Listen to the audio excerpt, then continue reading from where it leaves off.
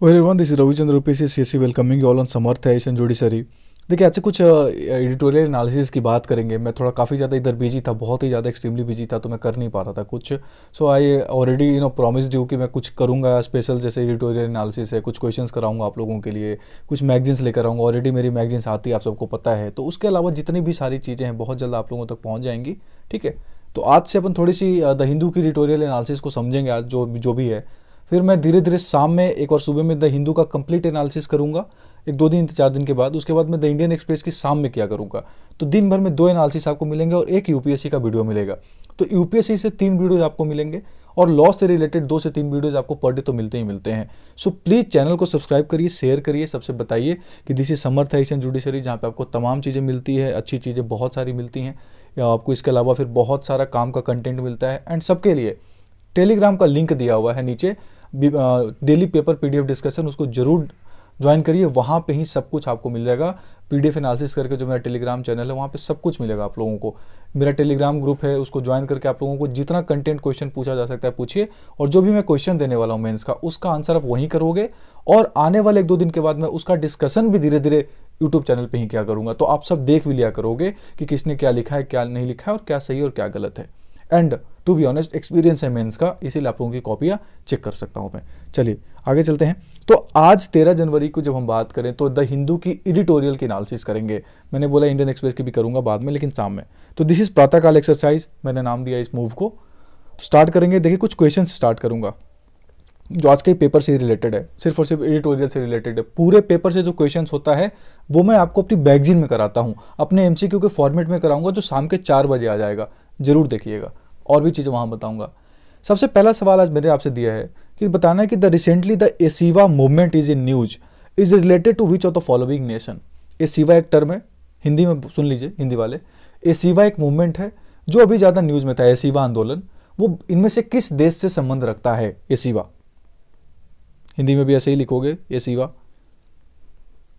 तो अब बताना है आपको एसीवा आंदोलन कैसे, किस देश से रिलेटेड है। ईरान से, इजराइल से, इराक से, लेबनान से। इसके बारे में आंसर देंगे जब मैं पढ़ाऊंगा, अभी उसके बाद देता हूं। ठीक है, तब तक अभी आप चुपचाप देखिएगा। क्वेश्चन नंबर 2 कहता है choose the correct statement about Peru. Peru के बारे में सही कथन का चयन करिए। पेरू एक देश है, आपको बताना है कहां है, किस कॉन्टिनेंट में है, किस महादेश में है। ऑप्शंस दे देता हूं।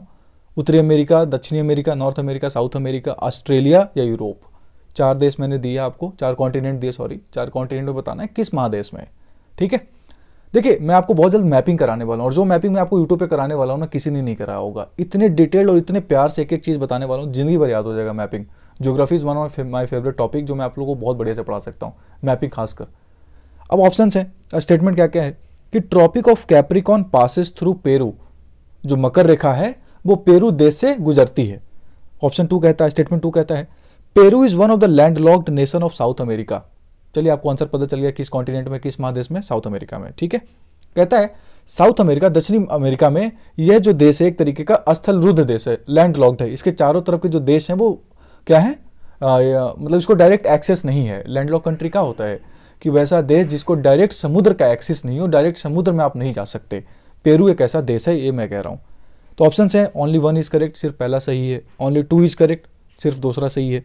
बोथ आर करेक्ट, दोनों ही सही हैं। नन ऑफ द अबव, इनमें से कोई भी सही नहीं है। ठीक है, इस स्टेटमेंट को न्यूज से रिलेट करेंगे, पर अभी मैं आंसर इसको जरूर दूंगा।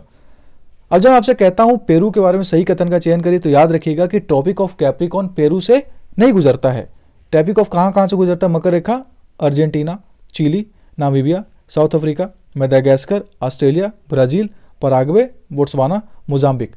जब मैं मैपिंग कराऊंगा आपको ना, उसमें मैं एक क्वेश्चंस कराऊंगा ट्रिक के साथ कैसे याद करने हैं, और मैपिंग में एक चीज बताऊंगा। ठीक है, आपको ऑप्शंस में से बताने, जो कैंडिडेट्स यूपीएससी का एग्जाम दे रहे हैं, मैं उनसे उम्मीद रखता हूं कितना उनको पता होगा। ये जो नीचे इतने सारे देश बताए ना मैंने, आपको बताना है कि इसमें से कौन कौन सा ऐसा देश है जो साउथ अमेरिका में है। साउथ अमेरिका में, साउथ अमेरिका में इसमें से कौन कौन से देश आपको बताने हैं, और उसमें से कौन सा एक ऐसा देश है जो लैंड लॉक कंट्री है, ये भी आपको बताना है। ठीक है, समझ गए मेरी बात? ये आपको बताना है। पार्टिसिपेशन बहुत इंपॉर्टेंट है। तो पहला स्टेटमेंट तो क्या हो गया, गलत हो गया भैया। कैप्रिकॉन पास नहीं करता पेरू से। ठीक है, अब कहता है Peru is one of the landlocked nation of south America. Peru दक्षिण अमेरिका का जो भी वहां लैंडलॉक स्थलरुद्ध देश है, उसमें से एक देश है स्थलरुद्ध। ये भी स्टेटमेंट गलत है। पेरू का बहुत बड़ा एक्सेस है समुद्र के साथ, तो पेरू लैंडलॉक कंट्री नहीं है।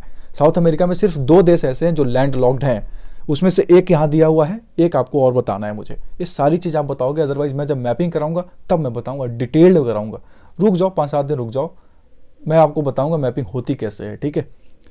दोनों स्टेटमेंट गलत हो गए, कोई ही सही नहीं, ये भी गलत हो गया, ये भी गलत हो गया। आगे चलेंगे। ये भी सवाल न्यूज़ में है आज। सरकारिया कमीशन का संबंध इसमें से किस चीज़ से है? मैं कहूँ Sarkaria commission is related to which of the following. देखिए अंग्रेजी वालों के लिए दिक्कत नहीं, पढ़ लोगे, हिंदी वालों को मैं थोड़ा सा बोल देता हूँ। कुछ लोग हैं जो हिंदी के बिल्कुल हिंदी भाषी क्षेत्र हैं, हिंदी लोग हैं, तो उनको थोड़ा सा दिक्कत होती है, तो उनके लिए मैं ये चीज़ बोल दे रहा हूँ। सरकारिया कमीशन का संबंध किस में है? सेंट्रल स्टेट रिलेशन, केंद्र और राज्य संबंधों से, टैक्स समझते हो आप, टैक्सेशन सिस्टम से या टैक्स वगैरह से रिलेटेड है। एमएसपी, मिनिमम सपोर्ट प्राइस, न्यूनतम समर्थन मूल्य, हिंदी में इतनी हिंदी मैंने कभी नहीं बोली है, मैं जितना आज बोल रहा हूँ अभी। गवर्नर्स रोल इन स्टेट, राज्यपालों का राज्यों में जो उनका रोल है, जो उनका भूमिका है, उससे रिलेटेड है। अब आपको बताना है। देखना, गलत मत करना, मैं बार बार बता रहा हूँ, ये सवाल गलत मत करना आप। मैंने ऑप्शंस बहुत सोच समझ के दिए, जो यूपीएससी में कई बार ऐसे ऑप्शंस दिए जा सकते हैं, ठीक है। इसके आंसर पे आएंगे अभी डिस्कशन के बाद। चलिए डिस्कशन करते हैं पहले एडिटोरियल की। एडिटोरियल नहीं है, टेक्स्ट एंड कॉन्टेक्स्ट वाला है ये। तो कहता है कि governor and chief minister eight logger heads, ये आपका एक टॉपिक है आज के द हिंदू का। इसमें कहा क्या है वो समझिए। ये कह रहे हैं कि जो RN रवि हैं, RN रवि तमिलनाडु के गवर्नर हैं, पहले वो नागालैंड के गवर्नर थे।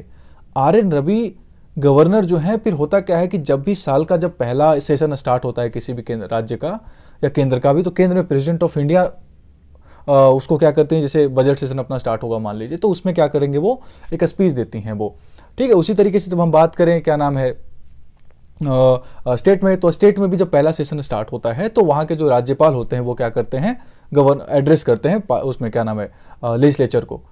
तो यहाँ पे क्या हुआ कि तमिलनाडु में जब RN रवि साहब को लिख के दिया गया, जो गवर्नमेंट है DMK गवर्नमेंट उनके द्वारा, कि आपको ये सब बोलना है, तो उन्होंने कुछ बातों को स्किप कर दिया, वो बातें नहीं बोली जो उनको लिख कर दिया गया था, कुछ और बातें उन्होंने बोली या फिर उस बातों को उन्होंने बोला ही नहीं ऑल टुगेदर। तो इसके बाद होता क्या है कि मोशन ऑफ थैंक्स पास हुआ कि चलिए सर आपने हमारे लिए बोला, हमें अच्छा लगा, इस रेस्पेक्ट में जो भी बातें होती है। पर जो MK स्टालिन थे, उन्होंने उन मुद्दों को नहीं कवर करा, जो उन्होंने नहीं बोला था ना RN रवि साहब ने, उसको उन्होंने बोला ही नहीं, बल्कि सिर्फ उन मुद्दों पे उनको थैंक यू बोला गया जो RN रवि साहब ने बोला था, जो उन्होंने अपने मन से बोला है, जो भी उन्होंने अपने मन से काट दिया, उसके ऊपर उन्होंने MK स्टालिन जो मुख्यमंत्री उनके द्वारा कुछ भी बोला नहीं गया। तो क्वेश्चन यही उठता है कि जो बार बार राज्यपाल और जो केंद्र जो राज्यों की सरकारें हैं, जो उनकी जो आती हैं, उनके बीच में जो प्रॉब्लम्स चल रही हैं, ये जो एक तरीके का लॉगर हेड मतलब कि जो आपस में टसल बन जाता है, इसको कैसे सोल्व किया जा सकता है। तो कुछ बातें कही गई है, कुछ सुनिएगा। कहता है कि पहला आपका जो टॉपिक है, इसमें सब हेडिंग दिया हुआ है, जो क्वेश्चन बनता है कि is the governor bound to follow the directions of the state government. पहला क्वेश्चन उठता है कि क्या केंद्र सरकार राज्य सरकारों से जो ऑर्डर दिया जाता है, जो बोला जाता है, आदेश दिया जाता है, क्या जो राज्यपाल है वो उससे बाउंडेड है, मतलब उनको मानना ही पड़ेगा। तो कहता है कि article 154 of the constitution of India कहता है, जो संविधान का 154 है, कि जो एक राज्य की एग्जीक्यूटिव पावर है वो कहाँ होती है, स्टेट में होती है। मतलब स्टेट की जो एग्जीक्यूटिव पावर वो कहाँ होती है, गवर्नर्स में होती है, राज्यपालों के पास होती है। राज्यपाल के पास क्या होता है, एक राज्य का एग्जीक्यूटिव पावर होता है, कुछ भी एग्जीक्यूट होगा, कोई भी बिल, कुछ भी एक्शन, तो वो गवर्नर ऑफ द स्टेट के नाम में होता है, आर्टिकल 154 कहता है। पर प्रॉब्लम क्या है कि क्या वो डायरेक्ट उस चीज़ को करते हैं, तो नहीं। कई बार होता है क्या कि अगर वो नहीं है तो उनके बिहाफ में किसी को अपॉइंट करके भी इस चीज़ को किया जा सकता है, पर all together in the name of governor ही होगा। एक और आर्टिकल कहता है, आर्टिकल 163 कहता है कि governor shall exercise his functions with the aid and advice of the council of ministers except for functions which require his discretion. जब आप 163 को पढ़ते होगे, same section president of India के लिए अप्लाई होता है। आर्टिकल 74 अगर याद है तो aid and advice of the government of जो दिया जाता है। पर मेरा मुद्दा यह है कि 163 जब मैं बात कर रहा हूँ तो वो आर्टिकल 163 कहता है कि कॉन्स्टिट्यूशन ऑफ इंडिया बोलता है गवर्नर को कि वो जो भी फंक्शन करेंगे एक स्टेट में, एक राज्य में, राज्यपाल, उनको उस चीज़ का एडवाइस कहाँ से मिलेगा या उस चीज़ के बारे में उनको बोलेगा कौन, राज्य की जो चुनी हुई सरकार है। पर कुछ बातों में वो चाहें तो अपने मन का, अपने डिस्क्रिशन का, अपनी इच्छा अनुसार कर सकते हैं, पर वो बातें नहीं जो कॉन्स्टिट्यूशन ऑफ इंडिया में मतलब सारी बातें लिखी हुई नहीं है, तो कुछ डिस्क्रिशनरी मैटर्स गवर्नर के पास छोड़ दी गई हैं, जिसपे एड एंड एडवाइस जो बातें होती है राज्य सरकारों के द्वारा, वो उन पर मैटर नहीं करता, वो उनको जो अच्छा लगता है वो करते हैं, इसमें कोई दिक्कत नहीं है। ठीक है, वो कर सकते हैं। जैसे प्रेसिडेंट रूल लगाने के लिए क्या होता है, उनको अगर मान लीजिए उनको लग रहा है कि संविधान में कुछ प्रॉब्लम आ रही है, संविधान के हिसाब से काम नहीं कर रहा, तो वो प्रेसिडेंट ऑफ इंडिया को बोल सकते हैं इस चीज़ के लिए कि सर यहाँ पे प्रेसिडेंट रूल लगा दिया जाए। ये डिस्क्रिशनरी बात हो गई उनकी। आगे कहता है कि article 163(2) states that if any question arises whether any matter is or is not a matter as respects which the governor is by or under the constitution required to act in his discretion, the decision of the governor in his discretion shall be final.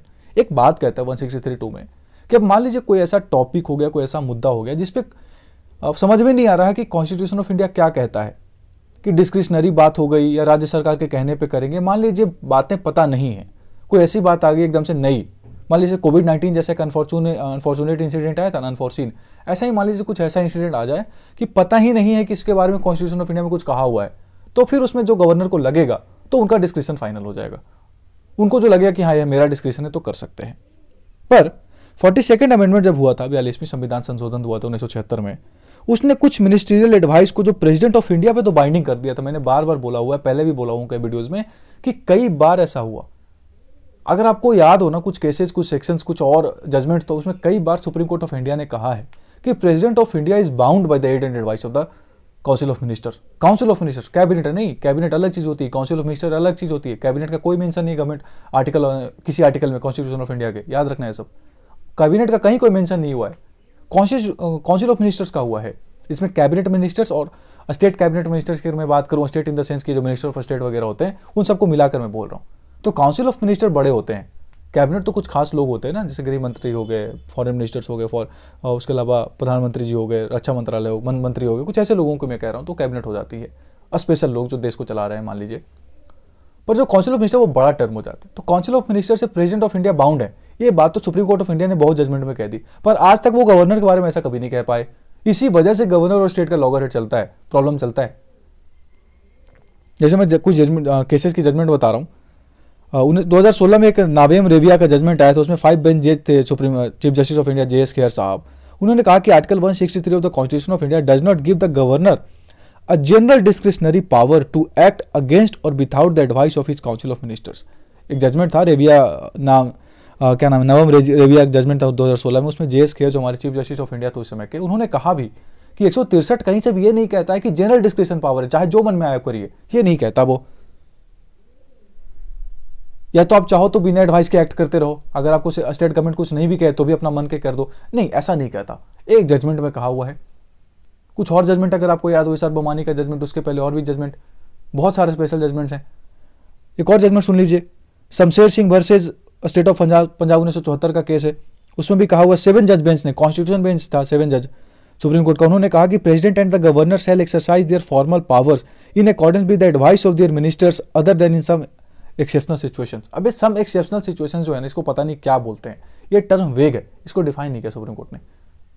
तो कहना कि शमशेर सिंह के case में यह कहा हुआ कि 7 जज बेंच ने कहा कि प्रेसिडेंट ऑफ इंडिया और गवर्नर जो है वो अपना फॉर्मल पावर मतलब जो पावर उनको दिया गया कॉन्स्टिट्यूशन ऑफ इंडिया में, वो बिना एडवाइस के नहीं करेंगे, उनको एडवाइस के साथ करना है। कुछ एक्सेप्शनल सर्कमस्टांसेस को छोड़ दिया जाए, जैसे कोविड-19 जब आ गई थी, मान लीजिए कुछ ऐसा एक्सेप्शनल सर्कमस्टांसेस आ गया कि पता ही नहीं है कि क्या करना है, तो उसको छोड़ दे, तो बाकी सारे मुद्दों पे आपको गवर्नमेंट ऑफ स्टेट और गवर्नमेंट ऑफ इंडिया के एडवाइस में ही करना है, अगर आप प्रेसिडेंट हैं और अगर आप गवर्नर हैं तो इसी के बारे में और कहा हुआ आगे कि क्या है जो बीजेपी स्टेट नहीं है, जहां बीजेपी की गवर्नमेंट नहीं है, उसके जगह पे ज़्यादा केसेस निकल कर आ रहे हैं, तो ऐसा कुछ माना जा रहा है। तो देखिए सरकारिया कमीशन 1983 में जब बनाई गई थी, 1988 में इन्होंने जब रिपोर्ट दिया था, फाइनल रिपोर्ट, तो इसमें कहा भी क्या था इनके द्वारा। उसके अलावा पूंची कमीशन भी है, ये सब सारे कमीशंस का रोल जो है वो सेंटर स्टेट रिलेशनशिप से है। तो अगर मैंने जो ऑप्शन दिया है ना आपका, इसमें गवर्नर्स रोल भी दिया हुआ है, तो गवर्नर रोल आंसर नहीं करोगे आप। Governor role definitely centre state का जो कॉन्सेप्ट था उसमें एक पार्ट था जिसके ऊपर सरकारिया कमीशन ने कुछ बोला था, पर ओवरऑल सेंटर और स्टेट केंद्र राज्य संबंधों पे ही सरकारिया कमीशन बनी थी। तो आप गवर्नर्स रोल मत लगाइएगा आंसर, ठीक है। सरकारिया कमीशन ने कहा भी था कि जो भी गवर्नमेंट अपॉइंट करती हैं, सेंट्रल गवर्नमेंट मान लीजिए, तो वो थोड़ा सा नॉन पॉलिटिकल होकर करें, एक फिक्स टेन्योर दें, थोड़ा सा ज़्यादा सपोर्ट करें, नॉन इंटरफेरेंस की पॉलिसी होनी चाहिए, सब बातें कही गई थी। तो आपके लिए एक सवाल है मेरी तरफ से मेंस का, जो मैं अभी आपको दूंगा।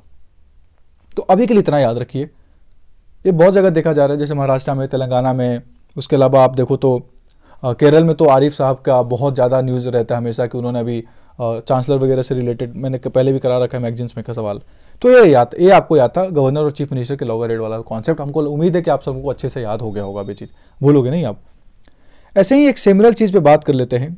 टॉपिक नंबर 2 है आपके दिया हुआ है एडिटोरियल मैच टुडे में, कैपिटल स्टेलमेट।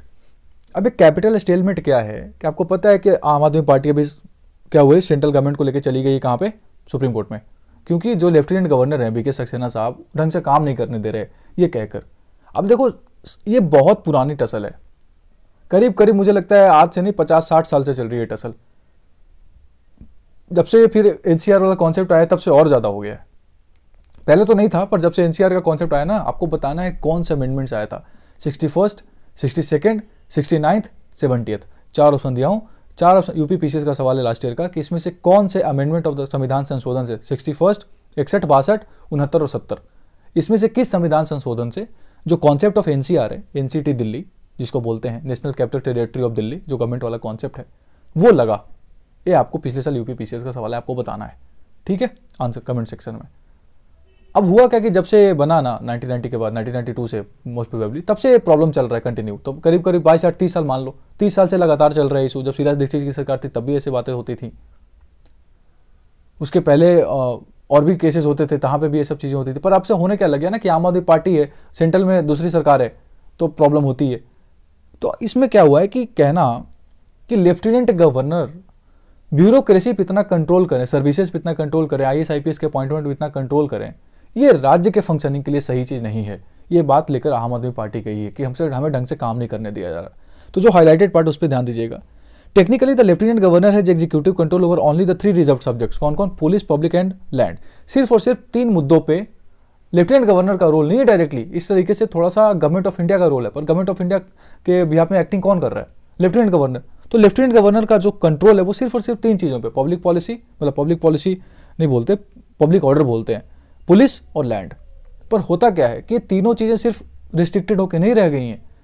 जब आप ब्यूरोक्रेसी पे कंट्रोल इतना करते हो ना आईएएस आईपीएस के अपॉइंटमेंट पे, तो ऑलमोस्ट सारी चीज़ें आपके हैंडल में आ जाती हैं। और यही बात लेकर सुप्रीम कोर्ट में कुछ साल पहले भी गई थी आम आदमी पार्टी। तो जजमेंट दिया भी गया था कि सर्विसेज और इस पे जो अधिकार है वो लेफ्टिनेंट गवर्नर का एज सच नहीं होगा, कंप्लीट नहीं होगा। पर उसके ऊपर कोई बात मानी नहीं जाती। आज भी जो ब्यूरोक्रेसी का कंट्रोल है वो लेफ्टिनेंट गवर्नर के पास ही है। अब इसका कॉन्टेक्स्ट क्या है? मेयर का इलेक्शन था, मेयर का चुनाव चल रहा था यहाँ पे दिल्ली में, मेयर का सिलेक्शन की बात हो रही थी। इसमें कुछ अपॉइंटमेंट वगैरह को लेकर इशू हो गया था। अब इसी इशू को लेकर पहुंच गए वो सुप्रीम कोर्ट में। तो आपके लिए मुद्दा ये नहीं है, मुद्दा ये याद रखने के लिए है। अब कुछ समय पहले लेफ्टिनेंट गवर्नर आम आदमी पार्टी को बाहर ही नहीं जाने दे रहे थे। उनको एक मीटिंग में जाना था सिंगापुर, उसके अलावा आइसलैंड जाना था, वहां भी नहीं जाने दिया गया उनको। हम आपको बाहर ही नहीं जाने देंगे। बहुत बहुत ये सब टसल चलते रहता है। तो मेरा सवाल है आपसे, क्वेश्चन नंबर 3, मतलब ये मेंस का सवाल है, क्वेश्चन नंबर 3 मत सोचिए, मेंस का सवाल है। आपको इसका आंसर लिखना है, 10 नंबर का सवाल है, और मुझे पीडीएफ सेंड करना मेरे टेलीग्राम ग्रुप पे। अब मैं आपको मीडिया अलाउ कर रहा हूँ आज से, आप उस पर मेरे को भेज सकते हो ढंग की चीज़ें, ओनली ढंग की चीज़ें, ठीक है। क्वेश्चन कहता है कि governors and lieutenant governors both function more or less in the same way. Discuss the role of governors and lieutenant governors in the light of recent controversies erupted regarding the overreach functioning by both. Hindi में समझिएगा। राज्यपाल और lieutenant governor, उपराज्यपाल दोनों कमोबेश एक ही तरह के कार्य करते हैं। हाल ही में दोनों के ओवररीच, मतलब कि अपने काम से ज्यादा, ओवररीच को गूगल ने ओवररीच ही लिख दिया, अपने काम से ज्यादा, जो काम उनको प्रिस्क्राइब किया गया, बताया गया, उससे ज्यादा करने का वो कोशिश कर रहे हैं। इस कार्यक्रम के संबंध में उठे विवादों के आलोक में राज्यपालों और उपराज्यपालों की भूमिका पर चर्चा करें। चलिए इसको 10 नंबर का अगर आपको दिक्कत हो रहा है ना, 15 नंबर कर लो, 15 नंबर लिखो। चलो 10 नंबर नहीं, 15 नंबर का करो, बड़ा सवाल हो जाएगा, क्योंकि डिस्कस का है। एक चीज बोल देता हूं, मेंस में हर एक कीवर्ड का अपना इंपॉर्टेंस है। डिस्कस मतलब कि आपको इसमें लिखना पड़ेगा conclusion with your opinion way forward, याद रखिएगा। प्रॉज एंड कॉन्स तो आप लोग लिखते ही हो, पर एट द सेम टाइम उसको डिस्कस भी करना पड़ेगा, और आपको एट द सेम टाइम जाकर नीचे कंक्लूजन लिखना भी पड़ेगा कि आप कुछ वे फॉरवर्ड बताइए कि कैसे। उसमें फिर अगर आप सरकारी कमीशन की इम्प्लीमेंटेशन की बात करते हैं तो करिएगा जरूर, लिखकर मुझे भेजिएगा, मैं यहीं डिस्कस करूंगा फिर आप लोगों से कभी। चलिए ठीक है, आगे देखते हैं। अगला टॉपिक क्या था हमारा? ये बेंजामिन नेतन्याहू पे एक आया, Benjamin Netanyahu's bumpy road ahead. Benjamin Netanyahu Israel के अभी जस्ट प्राइम मिनिस्टर बने हैं और बहुत ही कंट्रोवर्शियल अब हो गई इजराइल की ये जो पॉलिटिकल गवर्नमेंट्स है ना। 5 साल में 4 बार इलेक्शन हो रखा है। अभी हाल ही में प्रधानमंत्री जी से बातचीत करी थी, अभी ये बने हैं। तो मुद्दा एक क्यों, ये पूरे टॉपिक में आपके लिए एग्जाम ओरिएंटेड कुछ है नहीं, ठीक है, कुछ भी नहीं है इस मुद्दे में। इसमें यह कह रहा है कि जो बेंजामिन नेतन्याहू है उन्होंने जो सरकार बनाई है वो बहुत ज़्यादा कोलिशन गवर्नमेंट बनाई है, क्योंकि उनके पास मात्र 32 सीटें थी, 51 सीटें चाहिए शायद, मुझे जहाँ तक याद है। तो उन्होंने कंफर्म करके, मतलब और लोगों से अलाइन करके बनाया है और पार्टियों से। तो वो सारी पार्टियां रेडिकल पार्टियां हैं, बहुत ही ज़्यादा एक्सट्रीम अपने देश के लिए बात करती हैं, रिलीजियस पार्टियां हैं। तो यही कहता है कि इस पूरे एडिटोरियल में एक ही मुद्दा कही गई है कि ये जो आपका रिलीजियस आउटरीच है, इतना रिलीजियस के लिए जो आप इतना ज़्यादा धर्म के लिए आप वो कर रहे हो, इसका इम्पैक्ट ये होगा कि आपका इन्वेस्टमेंट कम आएगा। ये बातें कुछ लोगों ने प्राइम मिनिस्टर ऑफ इजराइल को लिखकर भी कहा है कि जो पॉलिटिकल आप पार्टीज के साथ अलाइन कर रहे हो, उनके पॉलिसीज के वजह से देश में इन्वेस्टमेंट का जो कॉन्सेप्ट है वो फॉरेन इन्वेस्टमेंट कम जाएगा, क्योंकि बहुत ज़्यादा नेशनलिस्टिक पॉलिसीज कहती हैं इनकी जितने भी पार्टीज हैं, रिलीजियस हैं। अब इसी में एक टर्म यूज हुआ है ये सीवा। ये देखिए, ये सीवा एक एजुकेशनल इंस्टीट्यूशन है जहाँ पे ज्यूइश लोग जो है ना उनका रिलीजियस स्टडी कराई जाती है, ठीक है, रिलीजियस स्टडी। तोरा भी एक कॉन्सेप्ट है। तोरा भी क्या होता है, 5 शुरू के जो ओरिजिनल बुक्स थे ना ज्यूइश के, उसको कंपाइल करके एक तोरा नाम का बुक बनाया गया, रिलीजियस बुक है एक, जिसके स्टडी वगैरह कहाँ कराई जाती है, सीवा में। तो सीवा मूवमेंट हुआ था एक। आपका पहला सवाल याद है मैंने आपसे क्या पूछा था जो मैंने बनाया था? ये सीवा मूवमेंट कहाँ से रिलेटेड हो गया? इजराइल से रिलेटेड हो गया, याद रखिएगा। एक तरीके का रिलीजियस मूवमेंट था, ठीक है। तो इसमें बस इतना ही लिखा हुआ है। तोरा के बारे में मैंने आपको बता दिया, सीवा के बारे में बता दिया और इकोनॉमिक कॉन्सेप्ट के बारे में बता दिया कि इससे इकोनॉमी के रेडिकल जो आइडियोलॉजी है उससे इकोनॉमी पे क्या होगा, प्रभाव पड़ेगा। और इसमें कुछ नहीं है ऐसा आपके पेपर के ओरिएंटेड से बात करूँ तो। एक नेक्स्ट टॉपिक देखेंगे, पेरू इन पेरिल। पेरिल का मतलब होता है डमाडोल है, मतलब थोड़ी सी गड़बड़ी स्थिति में चल रही है पेरू। देखिए, साउथ अमेरिका कॉन्टिनेंट को अगर आप ध्यान से देखो ना, अर्जेंटीना ने भले ही फुटबॉल वर्ल्ड कप जीता, it's my favourite country world cup football में, पर सिर्फ और सिर्फ मुझे ऐसा लगता है कि थोड़ा बहुत आप ना ब्राजील को हल्का सा छोड़ दो, हल्का सा, उससे ज़्यादा नहीं। पूरा का पूरा दक्षिण अमेरिका कॉन्टिनेंट बर्बाद होने के कगार पे पहुंचा हुआ है। किसी भी देश की स्थिति देख लो आप, इसका सबसे बड़ा कारण अमेरिका की पॉलिसी है। अमेरिका की, यूनाइटेड स्टेट्स की पॉलिसीज ने साउथ अमेरिका को तबाह कर रखा है। ब्राजील में स्थिति देख लो, जायर बोल्सोनारो की गवर्नमेंट ने अमेजोन में क्या करा आप सबको पता होगा।